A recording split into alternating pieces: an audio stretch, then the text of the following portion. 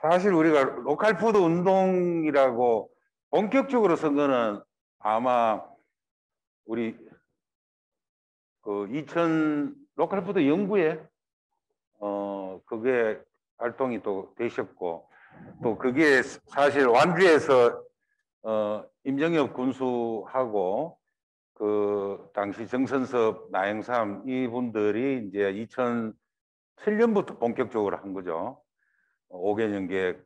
그래서 액션 5 해가지고 아마 그게 이제 본격적으로 정책화가 되고, 물론 2012년에 이제 용진농협이 나오고, 또 15년에 소위 이해찬법, 아까 말씀하신 직거래법, 로컬푸드법이 되고 이랬지만, 우선 이제 이 로컬푸드 운동이라고 우리가 할 때 우선 첫째 제가 먼저 간단히 같이 생각을 나누고 싶은 거는,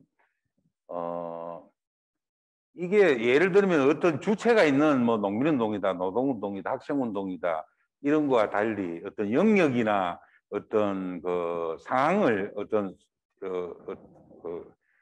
흐름을 갖고 얘기를 할 때, 이게 특히 그 로컬 푸드라는 게 생산부터 가공, 유통, 소비, 소위 말해서 이 이해관계자가 이 다중 이해관계자가 얽혀 있다는 거죠. 그러다 보니까 일반적으로 우리가 운동이라고 하면은 우리가 잘 아듯이 주체적이고 지속적이고 집단적이어야 되는데, 그렇게 되어 있다 보니까 과연 우리가 로컬 푸드 운동이라는 게 주체와 지속적이고 집단적인 그런 어떤 그 영역의 그 항상성을 갖는 운동으로 할 수 있겠느냐, 잡아가 이렇게 얘기할 수 있겠느냐가 너무나 그 먹거리에 가치 사슬계에 다 걸려 있다 보니까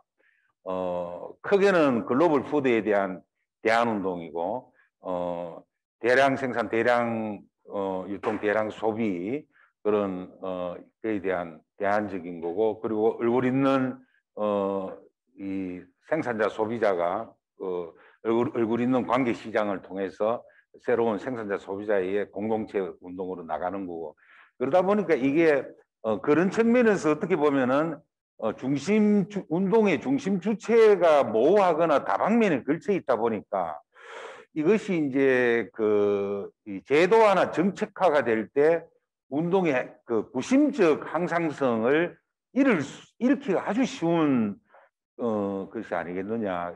우리 그래서 어떻게 보면 로컬푸드 전국 네트워크도 2015년에 이후에 우리가 물론 이제 단체 네트워크가 아니라 활동가 네트워크로 이렇게 하다가 한 1년 전에 우리가 전국 먹거리 연대를 띄울 때, 내부적으로 논의할 때 각 시군구 먹거리 연대와 광역 먹거리 연대, 그리고 전국 먹거리 연대로 먹거리 운동이 전체적으로 좀 전면 재편 확대되고, 물론 정책적으로 푸드 플랜이 확장되는 상황하고 여러 가지 얽혀 연기되겠습니다만은, 내부적으로 그래서 로컬 푸드 전국 네트워크를 해소할 필요가 있겠느냐. 원래대로 이제 조금 더 느슨한 활동가들의 경험과 정보와 전망을 교류하는 그런 걸로 좀 유지를 하자 해서 오늘까지도 온 것 같습니다. 저도 그런 입장에 일단은 동의하고요. 그래서 이제 그런 측면에서 어떻게 보면은 이따가 그 자료에 있습니다만은 그런 세계적인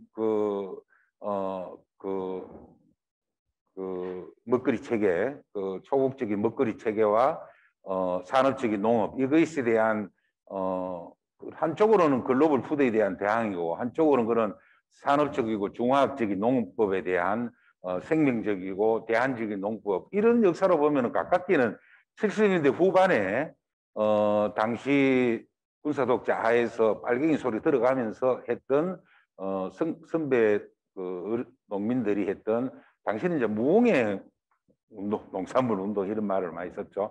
그리고 직거래도 하고, 그 시절 또 그 이후에 생협운동이나 그리고 학교급식 운동, 지금 최근까지 이제 푸드 플랜 이 관련된 운동이나 이런까지도 포괄적으로 전부 다가 로컬 푸드 운동이 아니겠느냐 이런 생각이 듭니다. 그러다 보니까 이제 이게 정책화 제도화 되면서 각 구심적인 이런 부분이 애매하게 된 것 중에 하나가 대표적인 그러니까 온 영역에 다 걸쳐 있는 운동일수록 그 주인이 없는 사공이 없는 운동일 수 있는 대표적인 게 저는 그러면서 전국적 확산에는 굉장히 기여를 한 이게 또 제 이해관계자가 가치 사슬의 이해관계자가 연대하지 않으면 이게 뭐 생산자 혼자 할 수 없는 문제잖아요. 사주는 사람이 있어야 되고 유통하는 거점에 그게 있어야 되니까 그게 그거와 유사한 형태 오히려 그것에 우리가 굉장히 지금 새로운 시즌 2를 위해서 고민해야 될 게 아마 학교 급식 운동 같습니다. 사실 학교 급식 운동이야말로 해방 후에 그렇게 수백만 명의 그 조례 서명 운동을 하고 거기에 생산자, 소비자, 활동가, 시민사회, 환경 모두가 참여해서 그래서 이제 이게 사실은 지속적으로 되면 직접적으로는 학내에서 끊임없이 그 먹거리를 개선하기 위한 그 학생과 그 학부모와 교사의 직접 당사자들의 운동으로 이것이 좀 더 심화되어 있어야 되는데 그런 부분들이 사실 지금 미흡했거나 뭐 거의 잘 없다고 봐야죠. 물론 뭐 극히 일부의 학교 협동조합에서 매장을 건강한 먹거리를 하는 일부 시도가 있었지만 그런 행정의 가이드하에 어느 정도 됐던 면도 있고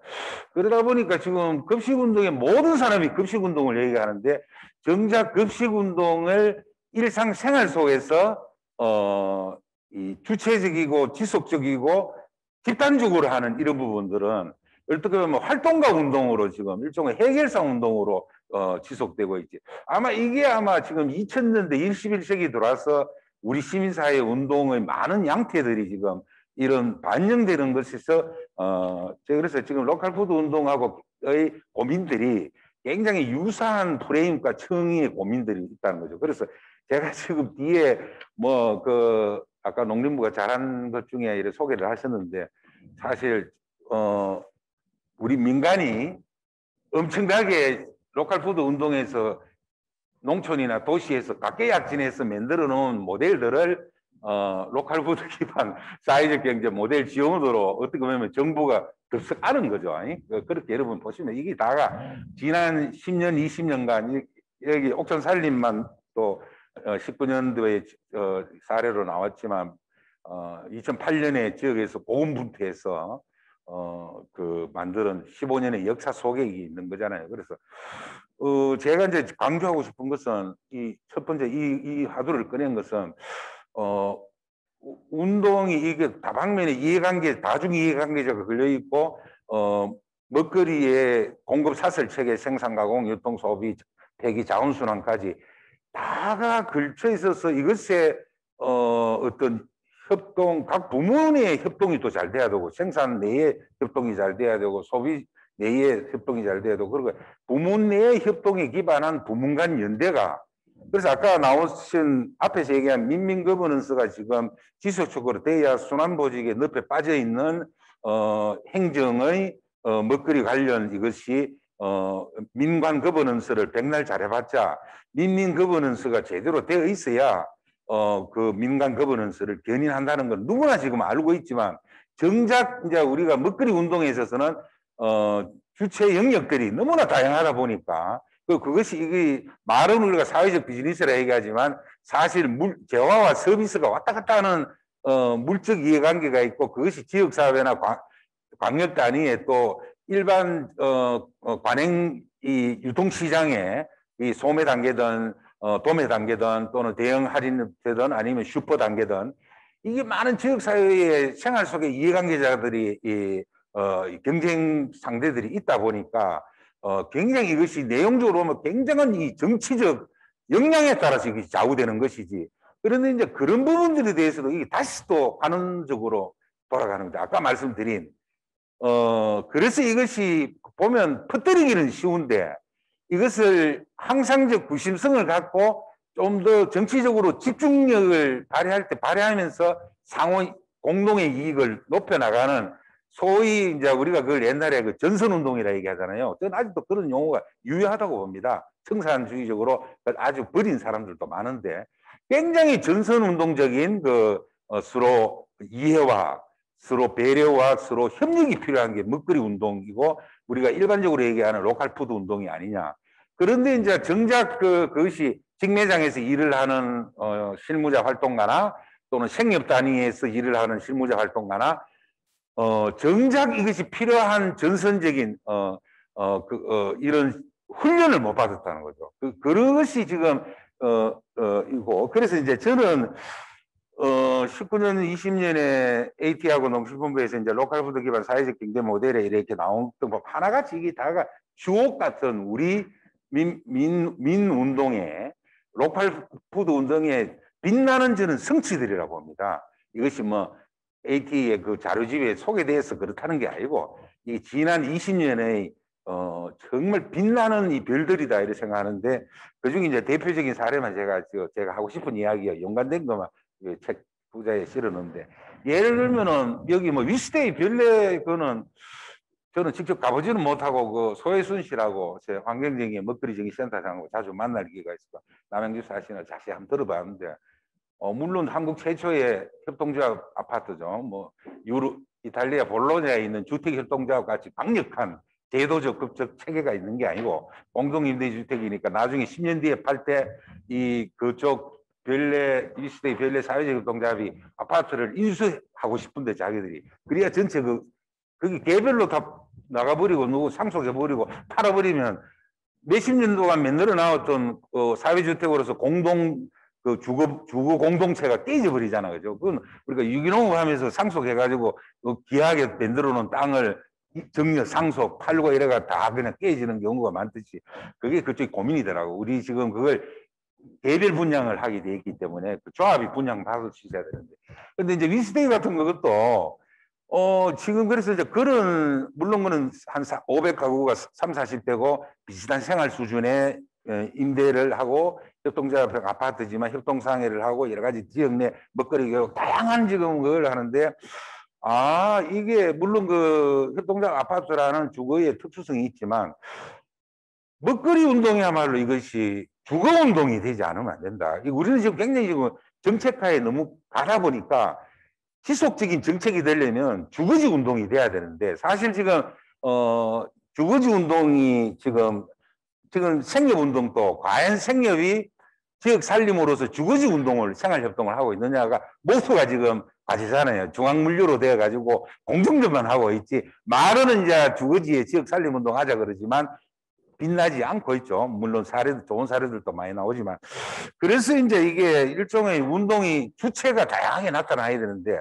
그 핵심이 뭐냐면 다종다양한 형태의 사회적 경제 조직이든 아니면 어떤 형태로든 자기 주거지에 또는 직장 다니든 생활 단위에 여기 지금 많이 소개되고 있는 이런 것들이 물론 이제 유통을 위해서 어떤 농촌 지역에서 유통을 일원화하기 위해서 단일 조직을 할 수도 있고 뭐 이 도농복합 지역하고 뭐 평택같이 이런 데 다르고 서울에 뭐 관악구 다르고 다 다를 겁니다. 다르지만 그런 우리가 보통 얘기하는 기초조직의 단위가 지금 양적인 확대가 지금 되고 있지 않으면 계속 우리가 공정전에서 하고 정작 주체 대중은 그 뒷전이고 전체적으로 해결사 운동의 형태를 아마 이거는 로컬푸드 운동의 대중적 진전을 생활 세계의 전환적인 것을 못 만들어내는 그리고 상당히 우리가 알게 모르게 정책과 정치화에 지금 의존되어 있고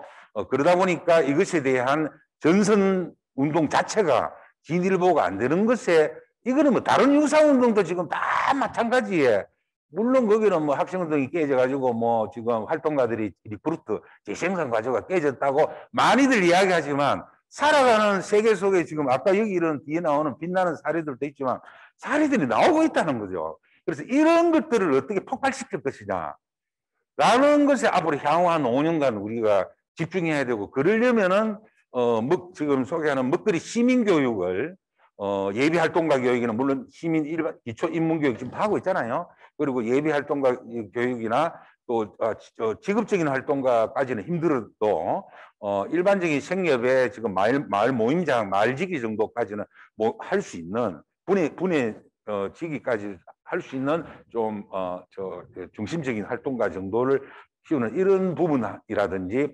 아니면은 지금 도시와 농촌의 이 로컬 푸드 운동이 상대가 있는 운동이다 보니까 공급하는 사람이 있고 사주는 사람이 있고 중간에 거래를 공급 구조를 다리를 놓는 사람이 있고 있어야 되니까 이러다 보니까 이것이 좀 더 직접적인 모델이 있어야 하는데 저는 최근에 그런 사례들이 우리가 말로 듣던 프랑스에도 물론 아마비 CSA에 저는 우리나라 꾸러미는 정말 생협은 광의의 CSA 운동이라고 할 수 있지만 엄격한 CSA 운동은 아마 제가 볼 때는 한 20년 전부터 했던 프랑스의 아마비 형태가 전형적인 노작을 같이 해가면서 여러 가지 할 수 있는 지금 우리는 뭐 꾸러미를 뭐 바다만 먹지 뭐 그렇잖아요. 그래서 일종의 뭐 어떻게 보면은 O2O 온라인 투 오프라인의 어떤 새로운 개별 택배 개배라 그러죠. 그거의 변형 형태지. 그거에 좀 더 제대로 된 CSA에 가까운 게 아마비 알겠는데, 근데 아마비 이제 이 온라인 투 오프라인으로 조금 더 변형됐다고 얘기를 하지만 푸드 어셈블리 호스트가 있어가 이런 게 우리 한국형으로 지금 광주의 워킹 맘이나 지금 화성시에 지금 인근 화성시가 지금 꿀밥 협동조합 그것도 뭐 유사한 형태가 아니겠느냐. 아마 이거는 앞으로 비대면이나 여러 가지 위해서 왜냐하면 어디 지금 매장 내기가 굉장히 지금 비싸서 제가 지금 감사로 일하고 있는 서울 한살림도 72개에서 더 못 냅니다. 매장을. 지금 매장을 소비지에서 내기가 어렵잖아요. 지금 그래서 아마 이것에 대해서 우리가 굉장히 현실이 좀 나타나고 있으니까 좀 더 이걸 도시와 농촌의 지금 기존의 생협운동하고 기존의 급식운동하고 이걸 떠나서 그게 이제 2000 우리 이창한 씨가 있었던 서울시에서는 지역 상생 교류 사업단에 2017년부터 했던 그 도농상생 공동체가 그때 했던 것 중에 지난 3년간지 그래도 서울시의 마을 운동하고 사회적 경제 운동이 그나마 서울에 몇 군데 잘 되는 데 있잖아요. 관악구하고 성북구하고 광북구하고 그러니까 그 플랫폼에 시민 플랫폼에 그 관악구가 지금 상주하고 계속 끊임없이 하고 그것도 일종의 그 거점 배송이죠. 온라인으로 주문을 하면은 거점에 갖다 주면은 거기서 이제 뿌리는데 물론 거기도 프랑스식의 그 호스트가 지금 우리 지역 공동체 일자리나 공공 일자리든 시니어 일자리든 어떻게 하든 그 호스트가 프랑스의 푸드 어셈블리도 제가 보니까 8.5%를 그 플랫폼이 먹고 8.5%를 포스트 먹으니까 우리 돈으로 보니까 주 뭐 한 15시간 일해가지고 한 150, 100에서 120 하는데 뭐 투잡, 쓰리잡 하는 거죠. 그래서 이게 전업적인 호스트 할 필요가 없으니까.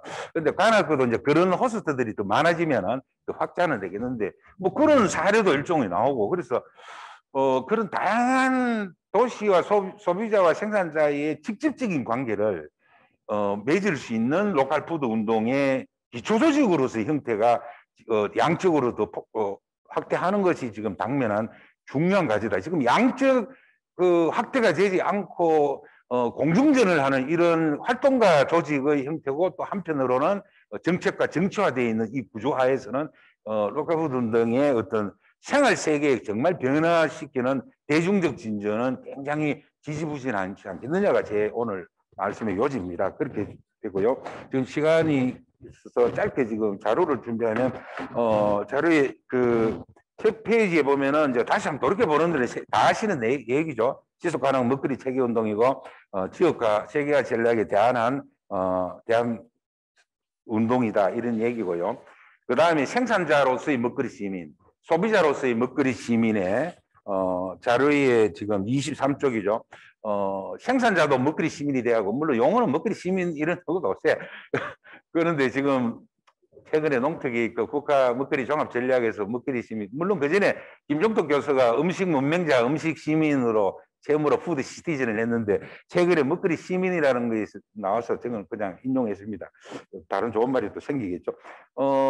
생산자도 먹거리 시민이 돼야 되고 소비자도 먹거리 시민이 돼야 돼서 아까 앞 시간에 얘기하신 것 같이 정말 공동적인 관계를 생산해야 되는데 그래서 아마 지금 있는 것도 우리 주변에 보면 굉장히 저도 이번에 자료를 보니까 이게 굉장히 지금 아까 말씀드렸듯이 나름대로 거점이나 공간이나 지금 우리 주변에도 지금 많잖아요. 그런 그나마 이게 하나의 전선으로 응집이 안 돼서 그렇지. 물론 지금 이것이 저는 이렇게 뒤에 얘기하지만 일단 우리가 당면 과제는 시군구 먹거리 연대로 일단 응집시키자. 이것이 당면 과제가 아니겠느냐 생각합니다. 또 별다른 뭐 새로운 걸 만들기보다 그런데 먹거리 연대를 만들면은 이제 제 부문이 네트워크니까 거기 주로 단체 네트워크잖아요. 그래서 저는 최근에 5월 12일 날 전주 먹거리 연대가 이제 발족이 됐는데 전주 먹거리 연대는 그 고민을 많이 했어요. 그 유정희 공동대표가. 그래서 전주 먹거리 연대 플러스 먹거리 시민 모임이라고 내걸었습니다. 그래서 연대 조직은 단체나 조직이 가입하니까 그렇지 못하는 개인은 먹거리 시민 모임으로 모아서 그래서 전주 먹거리 연대 플러스 더하기 먹거리 시민 모임 이렇게 조직을 같이 갖고 가. 그건 창의적인 발상이다. 그래서 아주 물론 이제 우리가 어떤 협동조합이나 이런 개인 회원도 되고 법인 회원도 되지만 좋은 얘기다 그런 얘기입니다. 그래서 그런 진지들을 많이 만들어야 된다 이런 얘기고요. 그 다음에 삶 쪽에서는 아까 말씀드린 이게 전부 다 가지는 로컬푸드 운동이라고 봅니다. 이게 전부 다가 로컬푸드는 그만큼 로컬푸드 운동이라는 게 코에 걸면 코걸이고 귀에 걸면 귀걸이다. 왜냐하면 글로벌 푸드에 대한 대항 운동이다 보니까 모든 영역이 있다. 그래서 사공이 없는 운동일 수 있다. 이런 아까 말씀드렸고 그래서 그런 부분들을 하고요. 그 다음 페이지에 지금 이제 연구자들이 이렇게 보니까 제가 좀 섭섭했던 게 최근에 그나마 이 로컬푸드 운동을 나름대로 이렇게 돌아본 것 중에 먹거리 운동을 본 게 이제 이 정무 씨가 해놓은 거 중에 요 오른쪽 밑에 해놨지만 친환경 농업, 유기농업 운동, 생협운동, 로컬푸드 운동, 지역 푸드 플랜 이렇게 나오지만 결정적인 게 사실 급식 운동입니다. 여기 대부분의 아마 저는 신간의 이후 이렇게 많은 대부분이 실질적으로 우리 뭐 연대체 하면은 뭐 400개, 500개 모이지만 다 그 몇몇 단체만 움직이고 속빈 강정이잖아요.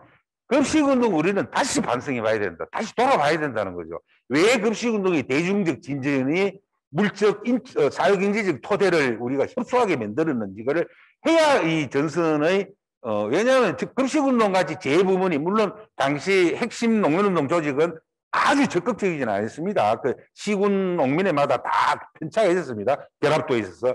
그러나 그래서 이걸 빠뜨려 놨길래 참 연구자들이 아무래도 그 운동적 맥락을 읽는 데는 조금 너무나 협의하지 않느냐는 거고 그 다음에 사실은 2012년 대선 때 이미 그때 우리 장경호님이 그 식량주권하고 뭐 먹거리 기본권 글도 많이 연재가 실으시지만 2010년 12년 사이에 먹거리 기본권 운동 먹거리 기본권이라는 이야기 보장해야 된다는 얘기하고 학교 급식을 공공급식으로 확장해야 된다는 얘기하고 그리고 그와 관련한 요즘 용어로 하면 먹거리 기본법을 만들어야 된다. 이 세 가지가 압축적으로 나옵니다. 그래서 2012년 당시 운동권에서 당시 문재인 캠프에 여러 가지 지원 사격을 하면서 이것을 공약을 요구를 했죠. 그리고 받아들였죠. 그래서 아마 우리가 공중전으로서는 돌아보면은 굉장히 지금 10년 전부터 지금 우리가 화두로 갖고 있는 광의의 글로벌 푸드에 대한 대항 운동으로서 로컬 푸드 운동의 정책화로서 세 가지를 그때 얘기했다. 먹거리 기본권 보장, 기본권 보장의 이 당면한 과제로서 공공급식 전면 확대 그리고 이것을 법제도 근거로서 먹거리 기본법 제정. 그때는 먹거리 보장 정책 기본법이라는 이름으로 요구를 했었죠. 그래서 지금 그러면 이제 로컬푸드 운동을 모르면 계속 로컬푸드 운동이라고 뭐 부를 수도 있고 아니면은 뭐 지속 가능 먹거리 운동이라고 부르는 사람도 있고 야한 먹거리 운동이라고 부르는 사람도 있고 그러면 뭐 더 크게는 뭐 그냥 먹거리 운동이라고 얘기하면 안 되겠나? 그 뭐 환경 운동 얘기하듯이 그래서 근데 또 로컬푸드 운동이라는 게 받는 그 지역적인 고유의 그게 있으니까 그런 측면도 생각해 봅니다. 그 다음 페이지에 종속과는 아까도 얘기 나오셨고요. 사실은 이해찬법이 직거래 활성화법에 이미 이때 법으로 로컬푸드는 시군구로 딱 한정을 해놨어요. 그것도 굉장히 나는 이 미스라 봅니다. 너무나 이미 법에 이렇게 너무 있다 보니 행정은 뭐 의회는 당연히 이렇게 생각하는 거죠. 이게 굉장히 우리로서는 있다. 그러나 이제 당시 어떻든 이것이 우리 학계와 운동권들의 노력에 의해서 로컬푸드 법이 되고 이것이 그러면서 또 행정이라는 게 상위법이 있어야 또 움직이는 대도 있잖아요. 상위법이 없어도 창의적으로 민의 운동에서 잘하는 것도 있고 깨어있는 단체장에서 하는 것도 있지만 여하튼 이걸 기점으로 해서 전국적으로 조례 다 만들었고 뭐 다 하다가 그래서 로컬푸드 운동을 제대로 훈련되고 소비자와 생산자를 만나기도 전에 직매장으로 너무 몰리고 성과지로 나오면서 급하게 이게 푸드플랜으로 갔거든요. 지금 돌이켜보면은 소비자 대중, 생산자 대중의 주체들이 아주 엷은 상태에서 관계가 엷은 상태에서 2012년에 공식적으로 용진농협이 띄우고 물론 2007년 8년부터 완주에서 모델링을 했죠. 기획생산관리체계하고 모델링을 했지만 그러면서 이게 2015년 이후에 로컬푸드 조례를 막 지자체 만들면서 급하게 2017년 이제 그 현 정부가 로컬푸드를 국정과제로 받으면서 급하게 지금 막 로컬푸드를 하니까 이게 푸드플랜이 되려면 푸드플랜은 엄청나게 저는 어려운 정책 사업이고 운동이거든요. 이것이 되려면은 깨어있는 생산자와 깨어있는 소비자나 또 생산자들이 각 연중 공급 역량도 있어야 되지만 굉장히 조직화되어 있지 않으면 안 되는 거죠. 조직화되어 있어야 되고 그 조직화가 되고 또 소비자들이 그거에 대한 그러니까 대중적 재변이 이제 막 그 뿌리를 내리려고 하는 데다가 공정전으로 또다시 공정전으로 푸드플랜 가다 보니까 우리 활동가들도 지금 굉장히 벅차 있는 그리고 그나마 뭐 지금 재충은 안 되는 상태에서 그나마 있는 사람들도 그런 공공 실행 조직에 가거나 센터장으로도 가거나 실무자로 가거나 하다 보니까 정작 시민사회 내에서 생산자나 소비자 시민사회 내에서 대중운동을 주체적으로 그게 돼야지 이게 정책을 지속 강화를 시키고 거버넌스를 견인할 수 있는데 지금 그러니까 굉장히 지금 우리가 일도 그런 공공적인 일도 해야지 그 대중적 기초도 닦아야 돼. 이게 뭐 엄청나게 지금 1인 5역을 해야 되는 이런 데서 한번 이거를 지금 올 하반기에는 물론 또 내년 대선이 있고 3개월 뒤에 또 민선 8기가 있다 보니까 또 공정전 합니다. 그러면 내년 아마 하반기까지는 찬찬히 아까 촘촘히 아까 윤 교수님이 촘촘히 김종철 선생이 얘기했듯이 촘촘히 돌아본다는 다시 그걸 돌아본다는 건 촘촘하게 다시 재설계하기 위한 전망을 구체적으로 갖기 위해서 돌아보는 거잖아요. 야, 이것도 그렇게 시간 이제 또 없을 기다. 이런 참 아쉬움이 지금 많습니다. 그래서 그러나 우리 로컬푸드 네트워크는 바빠서 그런 고민을 올 하반기에 해야 향후 10년 운동을 내다보고 저는 그래서 향후 10년 운동이 있다가 요약하면서 마치기로 하고요. 제가 로컬푸드 그래 좋다 그러면 직매장 중심으로 직매장의 통계를 한번 보자 해요. 이거는 지금 지난 4월 14일 날 농식품부 보건복지부 시각처가 매년 그 한국인은 식생활 지침을 매년 발표합니다. 여기 이제 자료에 이게 554개가 있길래 그래서 지금 AT에 바로 정보에 들어가 보시면 320개 아직 업그레이드를 안 해가지고 그 중에 직매장이 한 240개 장터 있고 뭐 구름이 있고 있는데 그 직매장 장터에는 고속도로 행복 장터도 뭐 한 20개 들어가 있습니다. 그래서 그걸 다 빼고 지금 거기에 바로 정보에 올라가 있는 단독 매장하고 샵인샵은 주로 농협이죠. 그게 보니까 얼추 220개예요.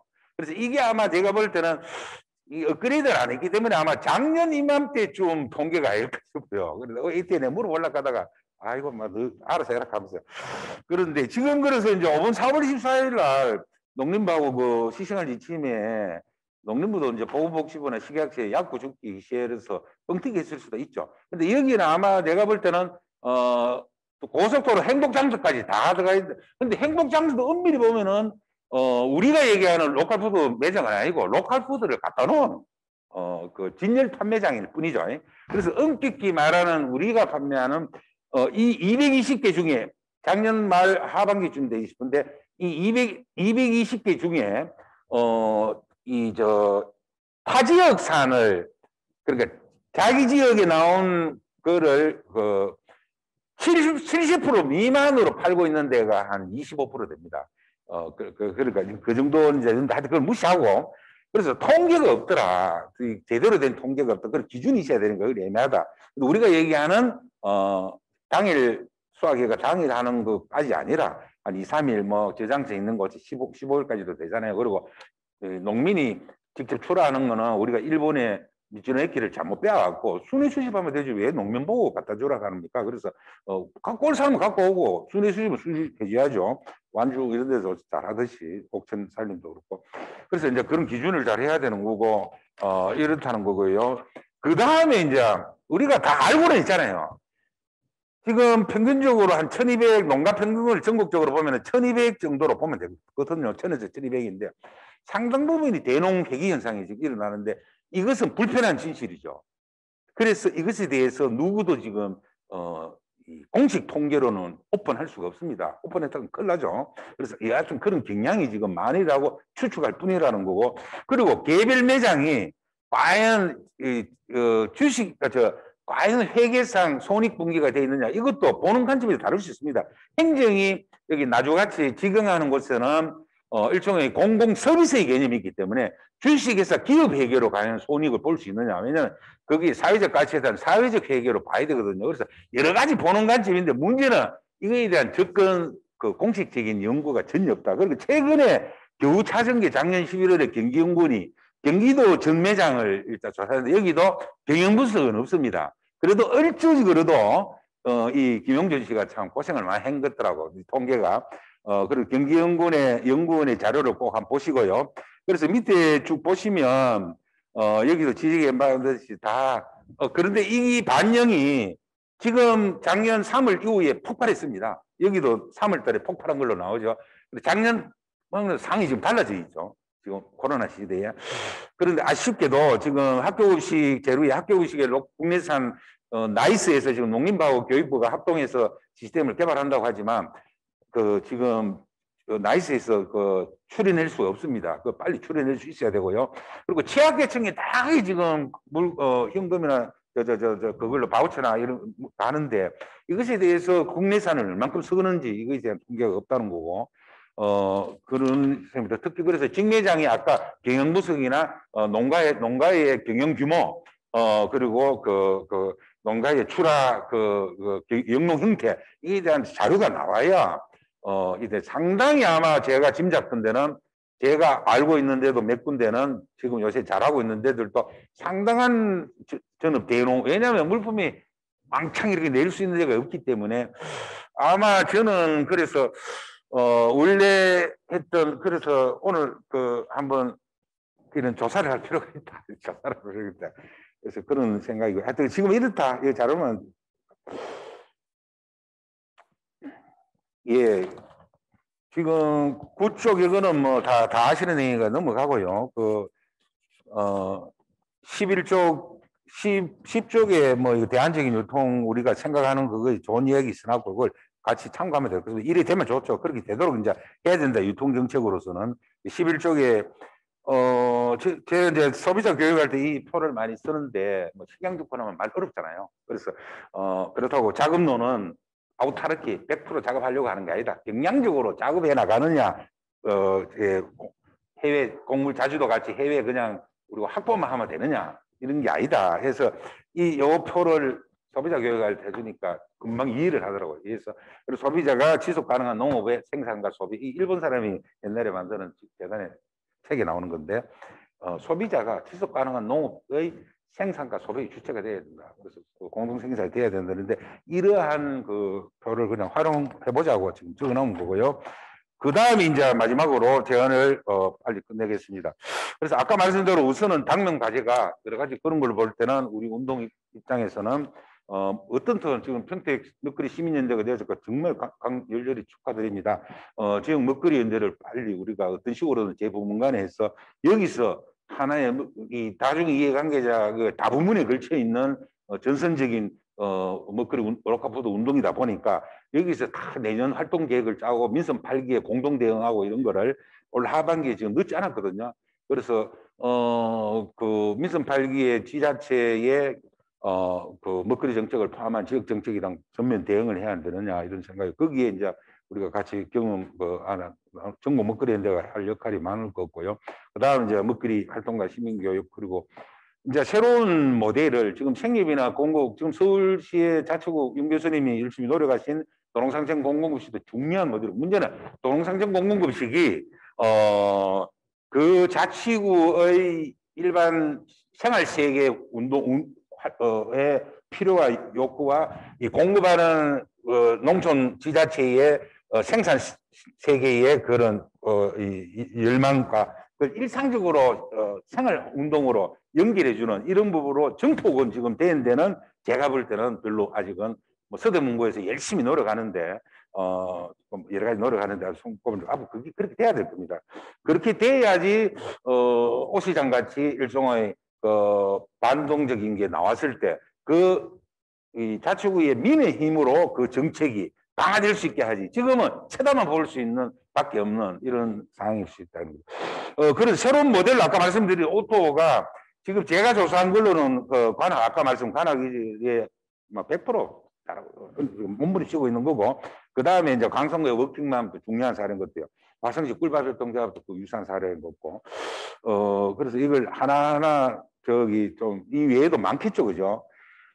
지금 오른쪽 표에 지금 우리 타견배님이 구상한 이게 아마 민선 8기에는 소비지에서 새로운 지역 운동으로서 또 생산지하고 좀 더 결합된 시도해 볼 만한 게 아니겠느냐. 지금 마을 물류 개념이 중요해서 그 소비지에서 일자리 창출도 되고 반찬이나 가공 지금 하고 있는 데도 많잖아요. 그것이 좀 더 조직적으로 하자는 거죠. 그리고 산지하고 연계해서 하는 그리고 소비지의 우리 로컬푸드 생산지의 거점 관계망을 어떤 식으로 만들 거냐가 새로운 물류 모델의 그 중에 하나의 방법이 비대면 시대의 좀 오토라 방법인데 이것은 프랑스식의 호스트 체제로 이건 주식회사죠. 호스트 체제로 가든지 아니면 지역의 사회적 경제 조직이 지역의 공급센터가 연계해가지고 좀 더 공적 관리 체계 속에 지지 체계 속에 하든지 이런 방법이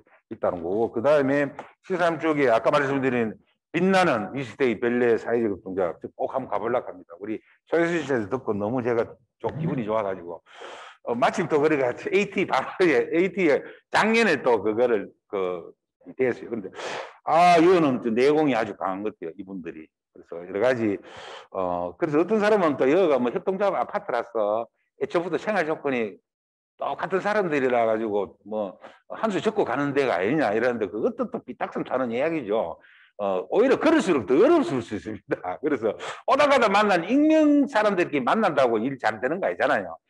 그래서 이 사람들 빛나는 사람들이다. 그래서 아주 관점이 분명하더라고. 그래서 뭐 요새 뭐 우리가 코디네이터 푸드 플랜 코디네이터 고민하는데 이거는 벌써 2년 전부터 로컬 푸드 코디네이터 말 다 쓰고 자기들 훈련을 시켜서 자기들 나름에 훈련시키가 매장 협동상에 지금은 두고 세 곳째 늘리면 거기에 다 파견하는 거예요.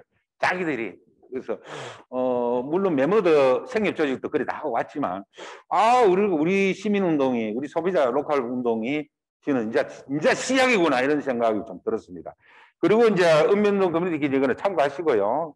그래서 다음 민선 8기에는 면 단위의 커뮤니티 키친에서 점심 한 끼는 공적으로 제공하자. 그래서 재난시든 평상시에 상시 체결을 하자. 이건 충분히 이건 기본소득 주는 것보다 점심 한 끼 그냥 무조건 이거는 행정에서 공급하자. 이거는 지역 주체들이 관리하고 할 그런 쪽으로 우리가 더 적극적으로 나갈 주제가 아니지 싶고요. 그 다음 융복합인데 융복합에 여기 이찬현님 있지만 여기 요새 진행이 어떤가 모르겠습니다. 저는 요새 이제 시범 자치에 많이 생기고 서울은 물론 착동이 오래됐지만 대덕구도 지금 공동체 우리 홍은영 씨가 하면서 송전동 자치하고 농민조직하고 지역 유통 협동조합 유통조직하고 여러 사례가 나온다. 아마 저는 민선 8기에는 주민자치의 우리 운동이 특히 로컬푸드 운동이 도시 지역에서 주거지 운동으로서 주민자치회가 다음에 첫째 저는 과제라고 봅니다.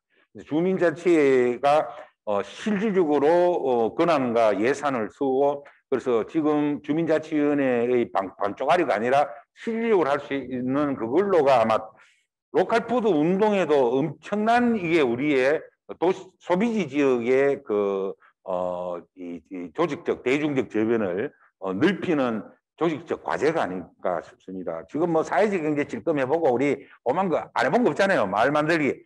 이제 그래서 정책적으로는 주민자치회, 경제 생활적으로는 우리가 협동조합. 그래서 면 단위나 동 단위에서도 정치 행정적으로는 정치 행정 생활적으로는 주민자치회. 그리고 정치 경제의 양수로 바뀌죠. 경제적으로는 협동조합. 이렇게 가는 동에 그런 체계에 있을 때 이 로컬푸드가 정부 정책이 별로 후퇴해도 또 생협들이 계속 중앙물류로 막 더 강화하고 또 뭐 쿠팡이니 뭐 마켓컬리니 오아시스니 그리고 무슨 뭐 있잖아 그죠? 이런 데에서 우리가 지킬 수 있는 우리의 사회경제적 물적 토대를 할 수 있는 고리가 결국 주민자치회가 아니냐. 그래서 그게 이런 사례가 나오길래 참 반가웠어요. 반갑고. 지역농업 조직화는 아까 이제 생산자 조직화 다 중요하다고 얘기하죠. 그냥 생산자, 공급 출하 생산자 조직화는 당연히 해야 되는 거고, 행정에서 할 경우에. 그러니까 우리 민간에서 할 때는 어쨌든 사실 뭐 잘 사는 한우 농가들끼리 협동하기 힘들잖아요. 그래서 이번에 우리 사랑말 한우 우리 박 교수님 취재를 들어보니까 참 존경할 만한 데고 우리는 꿈을 버리지 말아야 된다. 지금 지역농업 조직화를 생산부터 소비까지 이런 지역 단위의 거점을 만드는 모델을 만드는 것이 몸부림을 칠 때 우리가 여러 가지 되지 않나 해서 소개를 해놔서 읽어보시기 바랍니다. 제 얘기는 이 정도로 마치겠습니다.